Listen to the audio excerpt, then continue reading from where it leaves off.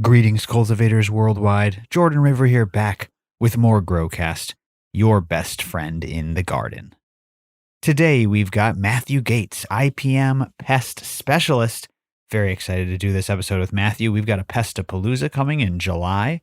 That's right, we've got a new schedule this year, so stay tuned for updates on that. Today, Matthew is here to talk about mistakes in the grow. You don't want to make these mistakes. Make sure to note them, see if you're committing any of these, and tighten up that game. Plug any leaks in your IPM game. It could mean the difference between an amazing harvest or total crop loss. So, I know you're going to love this episode with Matthew, but before we jump into it, quick shout out to AC Infinity. That's right, they make the best grow gear on the market. ACinfinity.com, code GROWCAST15 saves you 10%. That is the maximum discount. We've had the code forever. We've been partners with AC Infinity for years. And why? It's because they make the best tents you can get your hands on. They make the best inline fans, the best oscillating fans. They make really, really great quality accessories like scissors, pots, ratchet hangers, and things like that. And now they also have lights. They've got the ion board and now the ion frame bar style. Really, really great stuff at AC Infinity. Get the whole grow kit you've been after. You know, you can get a 3x3 kit, a 5x5 kit. You know you want another one. Just go ahead and pop over there. Use code GROWCAST15 always at checkout for the max discount. And thank you for supporting us and AC Infinity. We love them so much. They make our favorite grow gear out there. I'm looking at 2 AC Infinity tents in my biodome, and you won't regret grabbing one. Use code GROWCAST15 at ACinfinity.com. Thank you to AC Infinity. All right, let's get into it with Matthew Gates. Thank you for listening, and enjoy the show.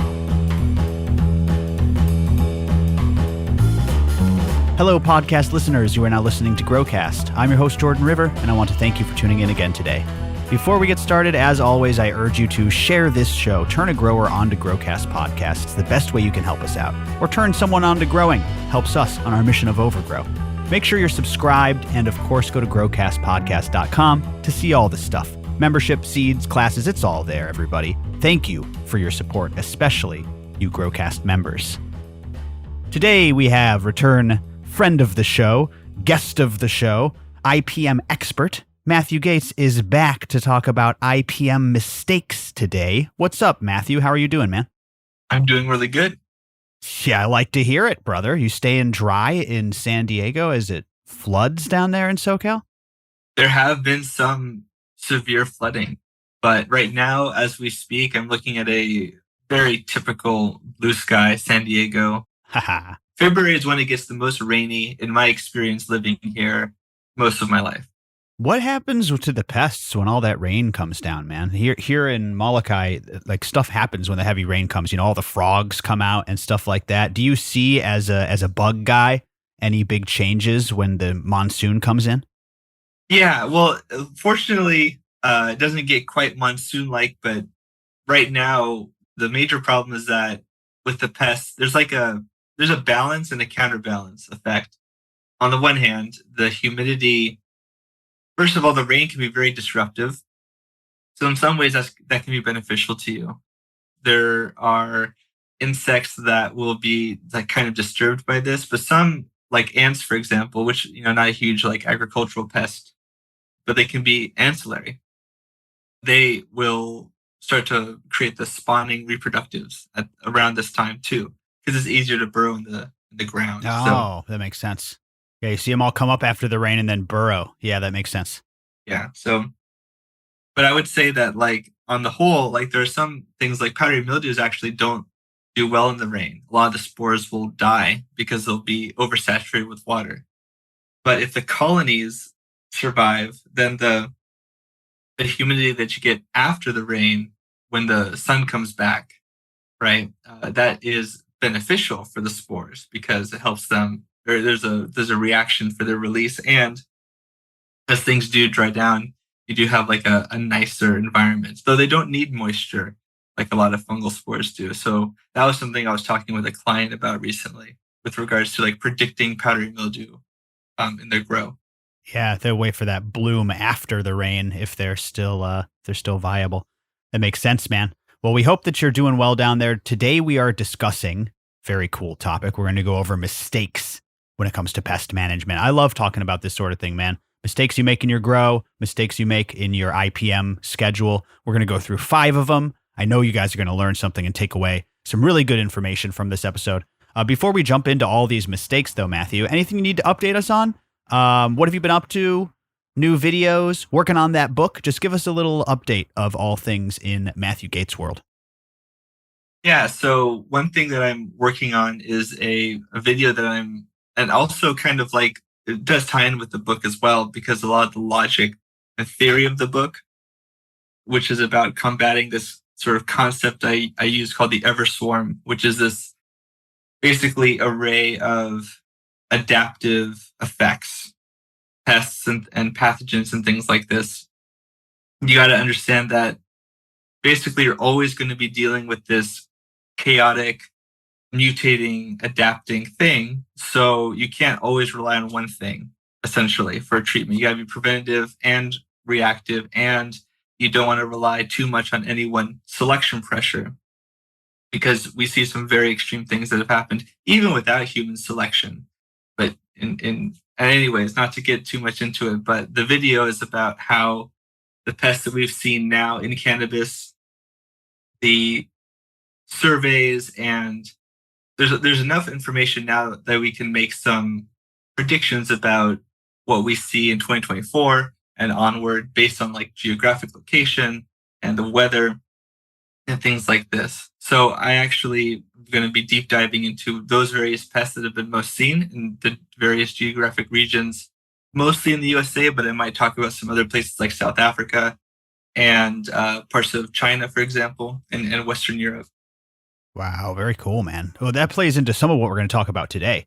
Some of the points we're going to get into touch on those very aspects. So let's start with the first one, though, here. You ready to dive in? We got 5 mistakes. I'm sure you see a lot of mistakes out there, man. I mean, listen, when you dive so much into one subject, you have all these different strategies in your head, all these different pieces of information and all this knowledge in your head. So when you go around to grows, I'm sure there's stuff popping off all the time in your head, like, oh, would like to see you do that better or do this a little bit different. But these 5 that we've picked out, these are basically universally true. These are mistakes that you don't want to be making, that we'll be able to enlighten the listener on and show them instead how to do best practices, which is what we want with IPM. Always best practices with IPM, right, Matthew? Exactly. Let's get into the first one here. I see this a lot. You know, when someone discovers a pest, that's when you need to, like you say, react and make sure you up the pressure. And one of the biggest mistakes that I see growers making, Matthew, is they'll find a pest, they'll get it identified. Maybe they shoot you a tweet, say, hey, what is this? And you'll identify the pest. And then they'll go to treat it. Maybe they even use the right product to treat the pest, but they end up treating the wrong area. They don't treat the root zone when they should, and they only treat the canopy, or vice versa. They don't apply in the right place for the attack to work. Can you talk about treating the right area and which pests are going to require you to treat canopy, roots, or both? Absolutely. First thing that comes to my mind is something like rice root aphid. Super common in cannabis, and one of the things that makes it so problematic, I would say at this point, it's probably known by a lot of people. I'm not sure how to quantify this, but I think people have heard of the rice root aphid at this point, which is a score for, information moving around into the community. That's very important. It's important to share all this info, but they're inconspicuous. They can be in the root zone and people don't know to check, and they get a bunch of cuttings and suddenly they have rice root aphids. Or somebody just makes, a calculated decision. Maybe they know better, but they think that like the risk is better than, or is more, is more valuable to get the reward. The risk is worth it. Yeah. Right. Yeah. That doesn't always pan out. Oh, that's a really good point. And so, whether it's bringing cuttings in and doing your quarantine protocol or what have you, maybe you've got these rice root aphids in your root zone, and what do? You do a foliar dip, or you spray your plants with wettable sulfur, and you go, I sprayed them 3 days in a row with Dr. Zymes, they're good to go. No, you didn't touch that root zone, which is where the rice root aphids are going to live. Also, when you see the flyers, that's another big mistake I see people make with fungus gnats, is like, oh, here's a flying pest. Let me spray these fungus gnats. No, if you see either of those pests flying around, you need to attack the root zone immediately. The flyers are almost inconsequential, right, Matthew? I would say that, especially in cases where people have a small, like in the home grow situation, in a commercial situation, I think that it becomes a little bit more important as the scale grows larger. But like I talked about in my big ultimate aphid analysis video, you're right. Like the most important thing is to kill the reproductive females, the things making the most babies. They're born pregnant and they reproduce asexually. So if you smash the population at that root, then you have to do mop up of different areas, which you should be doing anyways, actually, to be honest. In most cases, there's no reason at scale to not do this. But if you're in a home grow setting, like they're going to get to the other like 2 or 4 if it's a smaller grow, so it doesn't really matter. Just attack the roots and the reproductives and the foliage. Yeah, that's a good point. But neglecting the roots is neglecting the reproducing females, like you said. You're never going to solve your problem if you don't get in there, get at those roots, particularly with rice root aphids, fungus gnats. I'm trying to think of other ones that fall into that category where you must drench the soil.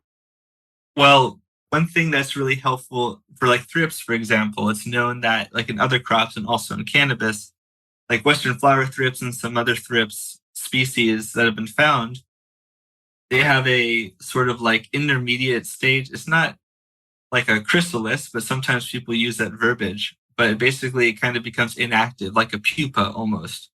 And it then develops into the adult. So it's right before adulthood. And so when they become immobile, in some cases, they can be vulnerable to biocontrols, but also they can fall into the substrate. So the ones that would only be on the foliage, like lacewing larvae, for example, they're not going to make contact with some of them. And then they'll become adults with wings so they can fly around and then they can move.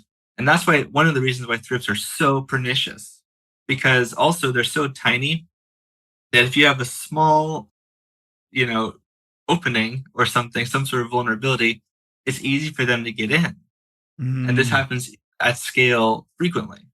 That makes a lot of sense. Thrips is another great example because, like you said, with thrips, you have to be treating both the canopy and the roots pretty vigorously. Like thrips kind of just crawl around and wander, right? Not only, like you said, are they dropping from the foliage to the pot, but I tend to see like rogue thrips maybe more often than other things. They get around your grow tent and around the medium and up and down the stalk and in the canopy. That's a really, really important one. I like to use spinosad. Shout out to the members out there who said, I've used spinosad for other things, but I didn't realize it worked so well on thrips. And there's even soil drenching instructions. Some people don't want to soil drench with spinosad because of testing that's been done on extracts and things of that nature. But if you are comfortable with that product, I like to use that one. And I hit it on the canopy and on the root zone because, like you said, they're all over the place, those thrips. That's when I see people making a mistake too, where they'll just spray the canopy and then the thrips keep coming back. As an alternative, right? If somebody didn't want to use something like that for what are some of the reasons you might have mentioned, you could use the Steinernema feltiae nematodes or SF nematodes, because when you apply them into the substrate, they basically hunt for the pre-pupa, and they'll actually attack other things too, like fungus gnat larvae. So you can get kind of a 2-for-1 effect if you happen to have thrips and fungus gnats, for example. Really good point. That's one thing you could do too. You could also use rove beetles as well. I do believe rove beetles will attack pupa thrips, if I remember correctly. But to be honest, I don't think I would get necessarily rove beetles if I didn't exhaust. I think the nematodes are more direct and more effective. I think they're maybe more economical too most of the time. But if you really want to like armor plus your situation, you could potentially apply them too. Yeah, and good call. Anything that needs to be taken care of in the soil in larval stage, hit them with those predatory nematodes. Or I think even they're like bacteria feeders that just eat the bacteria around some of these pests and like in their brains and stuff. But the triple threat, I like the triple threat. Comes with 3 different species, which all eat different things. And then one of them being the SF nematodes, like you said. Good stuff, man. Really, really good advice. Conversely, some pests, you don't need to worry so much about the soil. I see people thinking about doing soil drenches sometimes for canopy pests. Like, oh, I have canopy aphids, and they think that all aphids are the same, right? And that they're also in the soil, or even things like spider mites. That's one of the reasons I like battling spider mites and canopy aphids. And tell me if this is a mistake, but it seems like they largely like to get up towards the top, right? Where it's warm, where you can easily spray them. I don't worry them so much like living inside of my soil mix. Tell me if that's a big mistake on my part. Yeah, exactly. The spider mites, they only feed on the foliage, so you don't really have to worry about them in that way. It's true that I suppose, like, technically, they do get around. They can catch wind and that sort of a thing, and that's one way that they get it. They can move somewhat short distances and also longer distances. I made some videos that kind of go over those dynamics, but to be honest, I feel like in my experience, if you treat them at the foliage level, you're pretty much treating them completely in most cultivation settings. That's interesting to think about, right? They're pretty organized. Yeah. They don't yeah. like to wander. They are non-nomadic. Spider mites have been shown, if you can believe this, like, just to nerd out a little bit, I just want to say that they've got one of the smallest genomes of any animal, and their brains are very small. Like more like a ganglion complex. It's not almost too much to call it a brain. You're being generous. Some would say from a physiological. Yeah, you're being generous when you call it a brain, a tiny brain. Yeah, this tiny brainlet, and it's also distributed. It's not like a mammalian brain like a lot of arthropods. But anyways, they can learn. They have behavioral learning in response to like detection of biocontrols. They change their behaviors. And females can also have these interesting effects where they like lay silken threads with like pheromones to like attract males and things like that. Like they actually have a very sophisticated array of behaviors that don't get talked about a lot. I think that the sublethal domain of like biocontrol use is slept on a little bit. But generally the most important things are like the direct killing or direct like management effects anyways. So I understand why people don't maybe know about them as much. That's cool though, man. Yeah, we should do a spider mite revisit sometimes because I do like talking about spider mites. Classic enemy in the garden. It's like the Joker to my Batman. So this goes along well with the next point, which is treating the wrong area often comes from not scouting the right area, right? How about not scouting at all? If the first big mistake is treating the wrong area when you find a problem, the second big mistake is not looking for a problem. Either no scouting, improper scouting, incomplete scouting, things like that. So tell me about this, Matthew, like what you see people doing as far as just like skipping this when they shouldn't and how we can scout effectively and completely. It's kind of a security by obscurity mindset, I think. So it can come about a bunch of different ways. I would never malign someone because life gets in the way. In a professional setting, that is like I think that's a professional import. In a home grow setting, I understand that like things can come up, and sometimes all you need is like a small vulnerability. It doesn't mean that you're like not good at what you do or anything like that. If you get pests, because they're very good at getting into plants. Let's just put it that way. And there are ways that we just might not have a way to defend against them, especially in like an outdoor setting. So the best thing that you can do is, I think, to like a week-to-week basis, really look at all of your plants as much as possible. You should be looking for problems. You should be looking at the foliage. You should be looking into the root zone.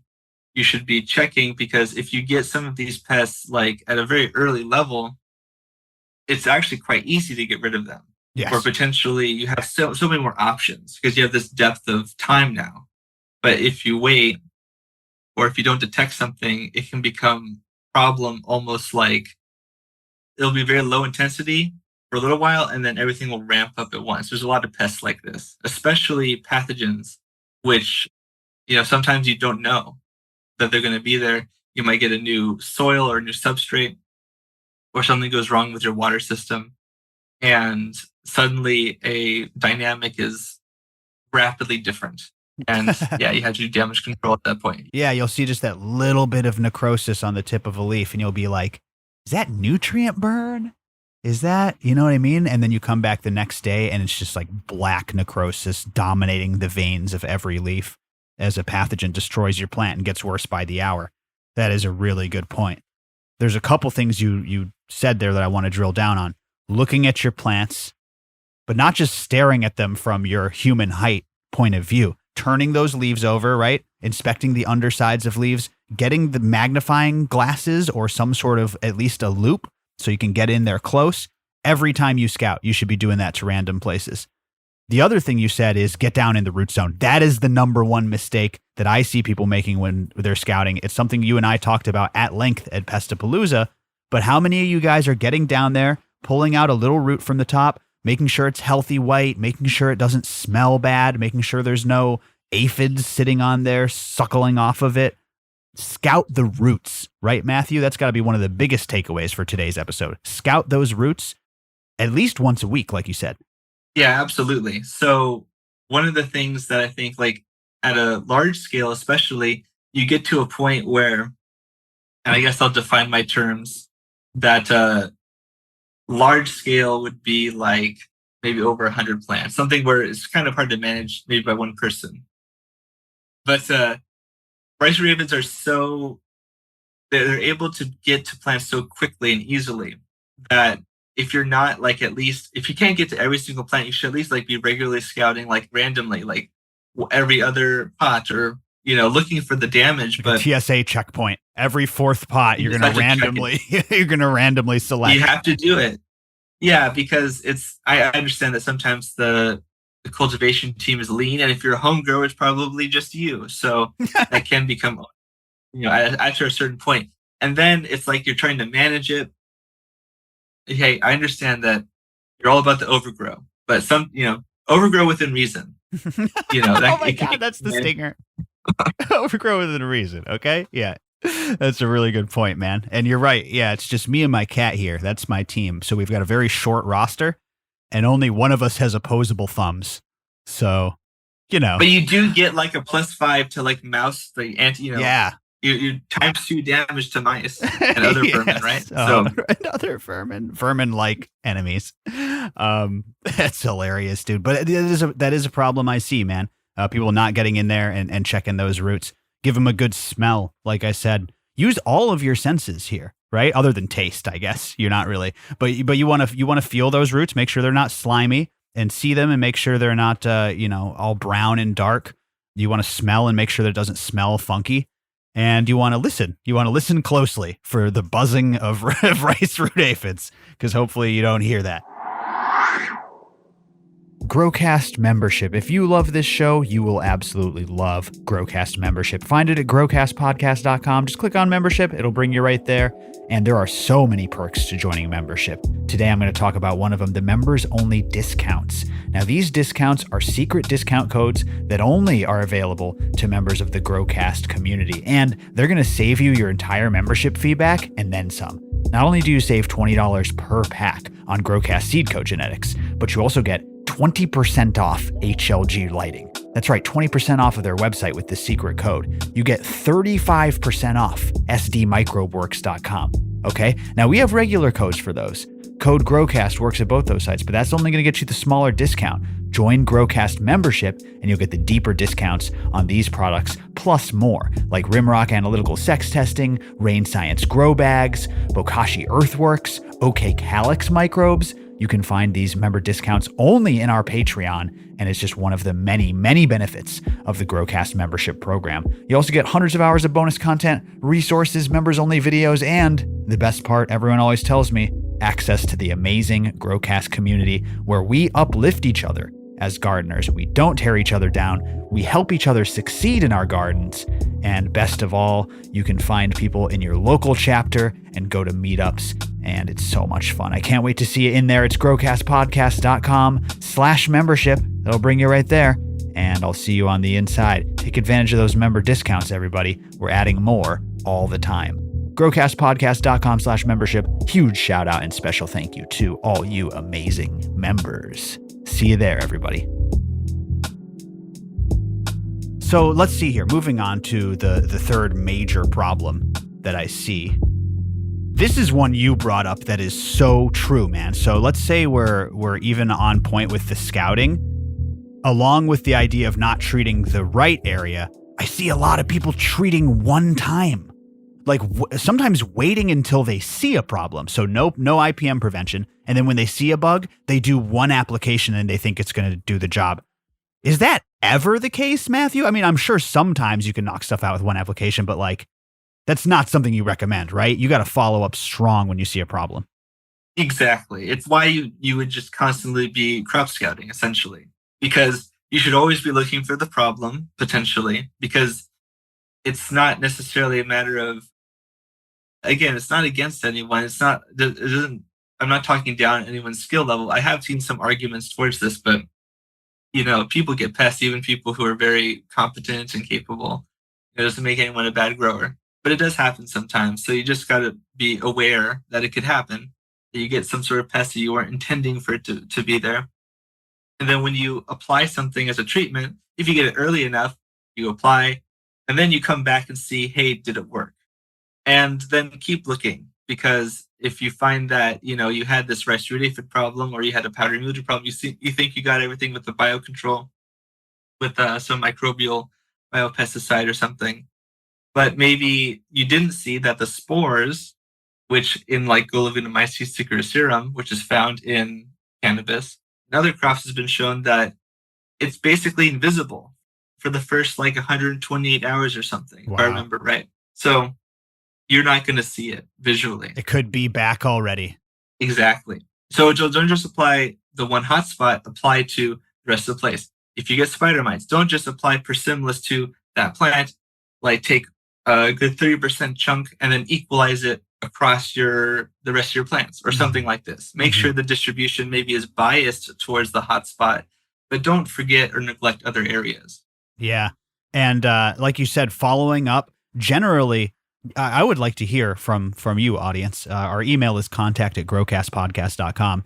Send me all your pest stories, the ones that you just couldn't get rid of, the ones that you battled, or the ones that were stupid easy to get rid of. It seems like every infestation is unique, but generally you see even these pest control products recommending, spray 3 days in a row, like follow up with a show of force. Your preventative practice can be like once a week. That's fine, I'd say. I'd like to see maybe 2 times a week with a gentle IPM spray. Once a week is fine. But once you see something, you got to hit them with a 1, 2, maybe 3 punch combo, and then be very, very vigilant and ready to follow up at an increased rate for a while. Because that's usually what I see it takes to knock out an established mite infestation or to knock out an established thrip infestation. Very rarely do I see a grower just walk in there, blast the plants with one thing, and then be done with the problem. So just something to consider. The power at which you follow up. When you see a problem, you should be hitting them hard, and you should be spraying before you see a problem. So got to get that prevention in there. How do you remember to spray? I mean, is it just part of your schedule and calendar? How often would you preventatively spray your garden, Matthew? And is there any schedule to it? Like, do you foliar on Fridays, or is it, Mite Monday? How does that work? I personally don't always recommend to kind of spray constantly, but it's only for like economic reasons. Sure. But I think that, this is why pest history is so important. So in a vacuum, I wouldn't necessarily always say that's the case. However, a great example of where it is like outdoor and like budworm, for example, having things like pheromone traps or corn earworm to know, okay, there's a bunch of male moths like around late summer. I should start applying my biocontrols, and you can severely reduce budworm problem. And in a way that if you were only reactive, that would just not be acceptable, probably. Yeah, absolutely. And like you said, there's so much more nuance when you're like outside, when you're at scale. These things become very nuanced, and people like you get creative with the solutions. So we're not just constantly applying the same spray over and over, making pests resistant to something or something right like that. All depends on the product you're using. So those are the first 3 big mistakes we want you avoiding. Treating the wrong areas, not scouting or scouting improperly. And then when you see a problem, not following up hard enough, only spraying once when you see a problem or not spraying at all until you see a problem. And when I say spraying, really, I mean just implementing your IPM plan. And a lot of the IPM plan, Matthew, comes from our next point, which is knowing what you're probably going to be up against. This is one of the more interesting ones that I thought that you were really smart to come up with here because like you should know what's in your area, what's common to your geographical location and what you might be facing. That might help you out a lot when it comes to crafting your IPM plan. Can you talk about like knowing what's in your area and how someone might go about learning what's in their area? This is one of the reasons why what you said is actually very valid, because if you have the pest history, then you know, like, for example, in some cases, not everyone's case is like this, but I've had many, I have many situations where like a certain pest would become maybe not only in this area in this time period. And this is not necessarily just outdoor, but like indoor, because the external influences the internal, right? So if there's a lot of Western flower thrips, buzzing around, then even if you're indoor, the chances of them getting in is greater because there's more of them around, right? So you might get them in the summertime. And so if you know that that's the case, you might apply for stimulus mites beforehand, knowing that like clockwork, week 32 or week 35 or week 25, or maybe you have like yellow sticky cards or glue traps and you use those to see, maybe I'm not in here all the time, or maybe because like, I don't know, you put them around your property and you might even find things that you don't get yet. So it's like, oh, I get whitefly, in the winter months because I live next to a poinsettia farm or something, which does happen. So knowing that you're near an agricultural location too, or knowing that you're near like a national park or something like that, those are also really helpful, even if you're in an indoor setting. Yeah, that's, one thing that you opened my eyes to in Pestapalooza was the Western flower thrip.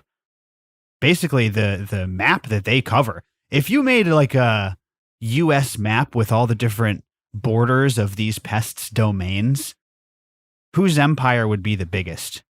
You know what I'm saying? I know that's a hard question, but like, it seems like thrips and mites are kind of everywhere, whereas a lot of the other ones may be relegated to the coasts where it's more humid or things like that.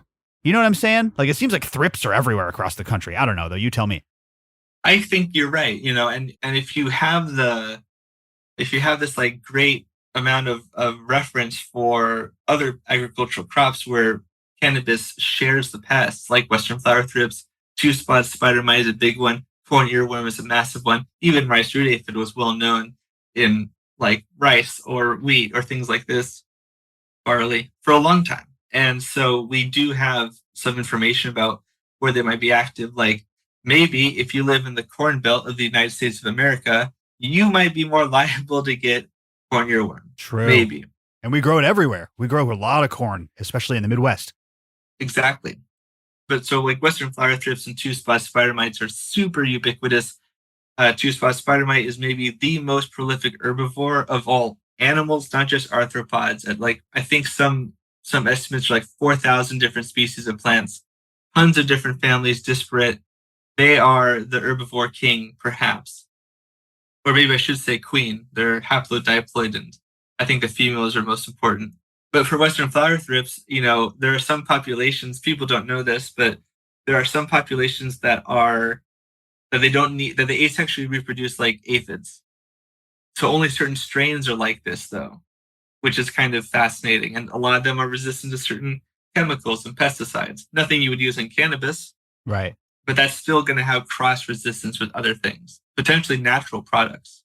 Man, yeah. So back to what you were saying, what agricultural crops are in your area? What are some common pests that people deal with in their vegetable gardens? Do those pests cross over easily to cannabis? Like you said, spider mites will eat just about anything.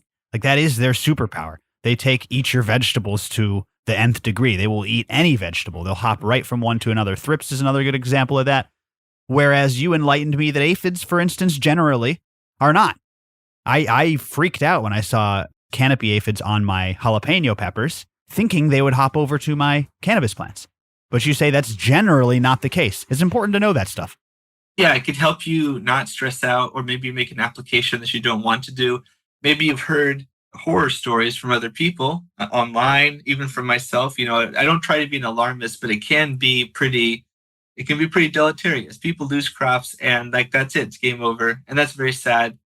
And I feel very, very bad whenever that happens, especially if I feel like people could have like, helped the situation by implementing a little bit of prevention, Right. a little bit of cost for that. Yeah. Yeah. And aphids are, like you say, generally specialists. Some of them are generalists, and you have to account for that. But in cannabis, we only have a couple that are really major right now. Maybe that'll change in the future, but for now, don't worry about it too much, maybe. Yeah. And some of them may surprise you. Like I was even told that powdery mildew is a specialist, right? The powdery mildew on one species won't necessarily hop to another species. That one blew my mind too. I wouldn't have expected that.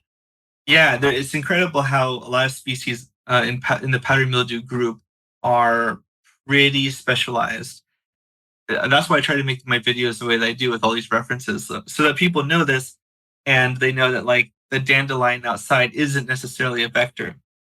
But what we really need is research that will show, well, which ones are. And we have a little bit of that information, but I suspect there's more to be discovered. And different strains of those species might become specialized on cannabis. We've seen this in other plants, and I wouldn't be surprised if it's already in the process of happening. And as cultivation increases, it's just another thing to think is that things are constantly changing, and we should look to what happens in other crops to see what might happen in cannabis. Yeah, absolutely, man. I swear to God, we're going to breed a super cannabis aphid one of these days. That's going to be the like scare headlines of 2029. It's going to be the new super cannabis pest. It's coming, folks. It's going to be like Mothra. Okay, so knowing what's in your area and then knowing about those pests. Like you said, are they generalists? Are they specialists? These are things that can hugely influence and help strengthen your IPM plan. So those are 4 big mistakes. I mean, listen, we could go on and on and on. This last one, I feel, is a really good one, though. When we talk about spray applications, most home tent growers' IPM protocol revolves around their spray. Like, there are some people doing preventative beneficial insects and polycropping and things like that. But most of the time, people are using a spray, whether it's like super gentle and natural enzyme style spray or horticultural oils or whatever they're using. They're generally using a spray. And when you're using those products, I think there's a lot of mistakes made when it comes to the choice of these products and the order in which you use these products and how you might mix these products. Sometimes people pay twice for the same thing. Knowing if your product is an oil-based product is helpful because you don't want to spend money on another oil-based product because you're A, paying for the same thing, and then B, using something that you probably shouldn't be using that often in oils. Don't want to use it too much because horticultural oils can slow down the growth of the plant, clog the stomata, as people have pointed out on this show. So talk to me about the biggest mistakes when you're buying sprays, and then also when you're mixing sprays, the fact that you might mix 2 that would render one incompatible. One really good example, I think, is actually very similar to rotating different chemistries, even if they're natural chemistries. But it's also with using certain biocontrols. For example, if you want to use microbial biopesticides for powdery mildew, there are actually multiple species and even strains of different species that are available to use. And so you might consider having, a multi-domain consortium rather than applying just a singular one. People think that biocontrols can't be resisted to, or it's a common mantra, something to that effect. But this kind of selection can happen very quickly, potentially, especially in like microbes, right? Like fungi, come on. Totally. Fungi are very adaptive. And powdery mildew has had to do this across Earth for like hundreds of millions of years. Like, give it a little bit of credit. Alternatively, if you want to use like a potassium bicarbonate or similar sort of product or an oxidating product, like obviously that might have negative effects. And you might affect one microbe that is using antimicrobial compounds, and maybe it doesn't affect one that is more of a parasite. Right. So also combining those different kinds of actions, if you maybe apply one first and then apply the microbes afterwards, that might be the most shrewd approach. Yeah, and where you're not shooting yourself in the foot, right? I think that's a great way to start the conversation of, is this spray going to mix poorly with something else? Which is, the first question should be, is this a living biocontrol? These are generally fungi, like you said. These are generally bacteria that are designed to ward off or kill or somehow inhibit a pest. If it is one of those things, a living organism like fungi and bacteria, probably not going to play well with a lot of the other non biological ones. For instance, a dissolving enzyme product like Dr. Zymes, a product I love. Not something that you want to recommend mixing with your bacteria, because those enzymes are probably going to rip apart a lot of those bacteria and render them useless, right?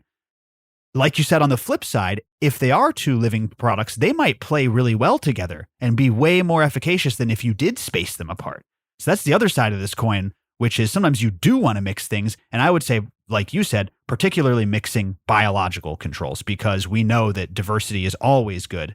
And I'm sure that there's some cases where some biology might interfere with another, but I'd imagine that largely they'd play well together. That's just what I imagine. So knowing what you're spraying and what you're mixing, and don't mix those two ones together. Even things like horticultural oil. Matthew, that can't be good. I know you're not a molecular biologist or whatever, but mixing horticultural oils with your biological input, that can't be good for the microbes in there. I couldn't imagine.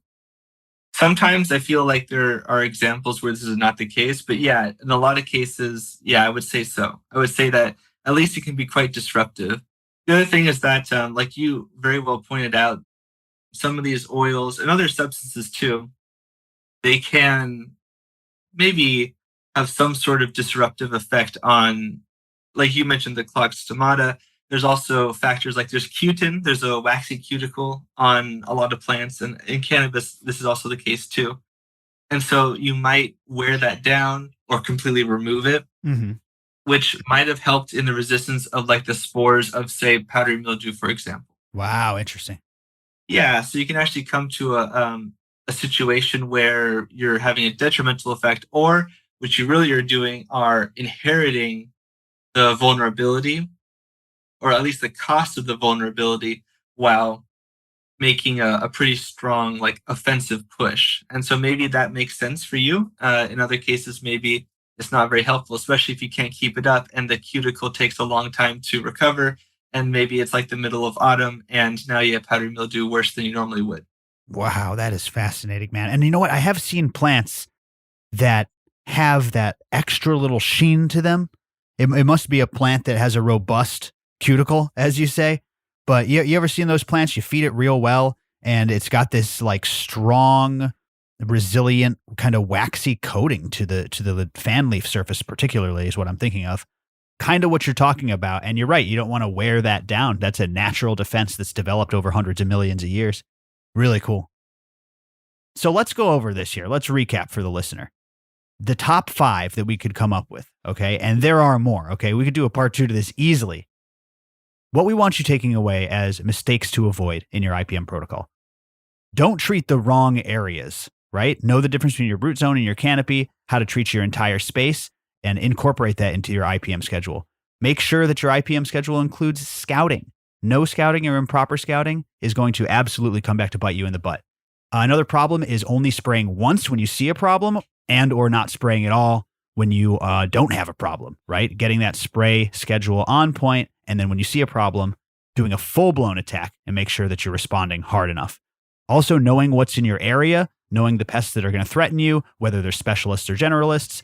The more knowledge you have of your enemy, the better, easier time you're going to have taking them down. And then finally, making sure that you're mixing sprays properly. Don't mix ones that are incompatible, specifically biologicals with things that might harm biologicals. And then do mix things that are compatible, specifically biologicals with one another, or other examples like, enzymes and a little drop of soap and things like that. If you guys have questions, if you have stories, contact at growcastpodcast.com, of course. And then I'm in the membership Discord every day. So let me know what you thought of this episode. Matthew, this was great stuff. I'm still thinking about Pestapalooza. We got one later this year in Virginia. We might pop one off in Illinois. It all depends. So thank you for being an awesome educator. I hope we can do a Pestapalooza in Virginia or Florida or Illinois super soon, man. I'm looking forward to that. Yeah, I'm really looking forward to that too. And I really enjoyed this episode. It allowed me to flesh out verbally some of the concepts I've been working on, like for my book. So I feel like I was more succinct this time around, or more detailed at least. So I appreciate it. Yeah, man, good stuff every time. And we can go on about this, right? Maybe we'll do another top 5 list soon and kind of put these in different formats. You let me know what you think, listener. I know you enjoyed listening to me and Matthew. Matthew, where can people find you? Talk about your products, your plugs, your Patreon, all your stuff. Thanks, Jordan. For professional inquiries, you can find me at zentanol.com. You can also find a lot of free information about pests and plant health and all the sort of things I talk about in presentations at youtube.com/zenthanol. And then you can also find me at patreon.com/zenthanol. That's all for now. See everything we're doing at growcastpodcast.com. You know the drill. Thank you so much for tuning in, everybody. That's all for today. Matthew Gates, Jordan River signing off. Be safe, grow smarter. That's our show. Thank you so much for tuning in. I appreciate all of you. Remember, go to growcastpodcast.com/list. The green list is coming back. That's right. And we're launching with a special little coupon code offer. You're going to want to be subscribed, especially if you are a member, but get on there because I have a bunch of good stuff heading down the pipe with the green list. So that's our email list and it's back on. And if you're not on it, go and join now. You're not going to want to miss out on some of the big giveaways that we'll be drawing from the green list. growcastpodcast.com/list. Get on that list. It's free. Just give us your email and we will give you all sorts of bonus content and some huge giveaways coming, like I said. growcastpodcast.com for all the stuff, seeds, membership, all the fun stuff. I hope to see you guys in membership. We're having so much fun there every single day. We deliver so much content. I'm loving it, everybody. What can I say? Stay tuned. I will be headed back to the mainland in April. We've got our Cultivators Cup. Got a couple classes coming up, couple meetups coming up. Not as busy of a schedule this year. I'm focusing more on some digital offerings, but we do have some fun stuff. So stay tuned. And like I said, get on that list, growcastpodcast.com/list. I'll see you there, everybody. Be safe out there. Bye-bye now.